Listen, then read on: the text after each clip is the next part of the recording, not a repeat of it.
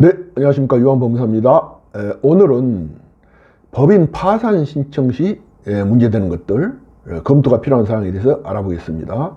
법인 파산을 신청하는 경우에 여러 가지 고려해야 될 사항들이 있습니다.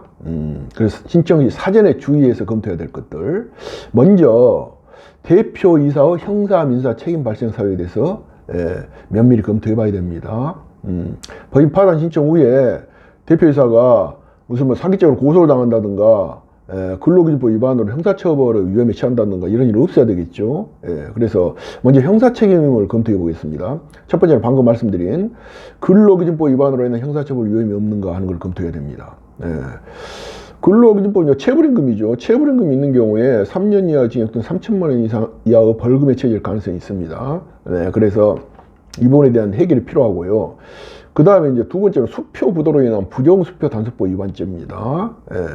그 다음에 세 번째로는 채권자로부터 사기, 횡령, 배임죄로 고소당할 위험 등을 검토해야 됩니다. 사기죄의 경우에는 그 기망의 의사가 있어야 돼요. 처음부터 변제 의사 없이 이제 타인의 재산이나 재물이나 재산적 이익을 취득한 경우가 되기 때문에 사기죄의 경우에는 변제 의사, 그리고 변제 능력의 소명이 매우 중요합니다. 그 다음에 횡령 배임은 주로 이제 가지급금과 관련돼서 문제이기 때문에 가지급금 사후 처리가 중요하다 하겠습니다. 그 다음에 두 번째는 이제 민사 책임과 관련해서는요, 원칙적으로 대표이사는 법인의 채무에 대해 책임을 지지 않습니다. 별개 인격죄입니다. 그러나 예외적으로 이제 한 네 가지 경우에는 책임지는 경우가 있는데요. 그걸 살펴보면은 첫째는 법인 채무에 대해서 이제 연대 보증을 한 경우, 두 번째는 이제 연대 보증이 아닐지라도 책임 경영 이행 약정이나 투명 경영 이행 약정을 한 경우, 세 번째는 거래처에 대해서 개별적으로 지불각서를 써준 경우, 이 경우 책임져야죠.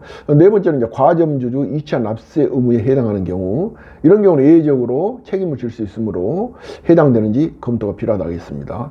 그리고 이제 상법상 규정에 의해서 말이죠. 상법제 399조에 보게 되면은 이사가 고의 또는 과실로 회사에 손해가 발생한 경우에 배상 책임을 지게 됩니다. 그 다음에 세 번째로는 부인권 행사 대상 행위는 없는지 검토해야 됩니다. 그래서 이 부인권 대상 행위는 어떤 것이냐면 재산을 은닉했다든지 영가 처분했다든지 우호적 채권자에 대한 편파 변제 행위가 있었다든지 이런 경우가 되겠어요. 또 파산 신청에 임박한 최근에 재산 처분, 채무 변제가 있었는지. 특히 좀 주의할 것은 이제 이 채무자 보증을 선 경우에 채권자가 뭐 아직도 뭐 재무 상태 건전하다 할지라도 채권자가 재산에 대한 고려 없습니다. 그 고려하지 않고 보증인의 재산을 기준으로 이것이 사행에 해당하느냐, 다시 말하면 부인권 행사 대상 행위가 되느냐를 판단하기 때문에 주의해야 됩니다. 그 다음에 이제 세 번째로 법인의 자산을 정의해야 됩니다. 제대로 정의됐는가. 그래서 회수 가능한, 첫 번째, 회수 가능한 매출 채권 등을 정리하고요.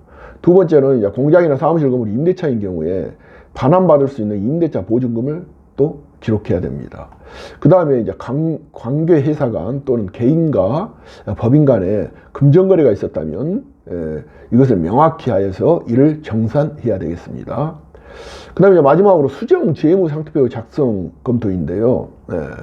세무대리인, 세무사나 회계사를 통해서 재무제표를 검토해서 자산이 과대 계상됐다든가 부채가 축소됐다든가 또 가지급금, 미정상금 등 이런 것이 있는지 살펴보고 있다면 이를 수정 반영한 수정 재무 상태표를 작성해서 법원에 제출해야 됩니다.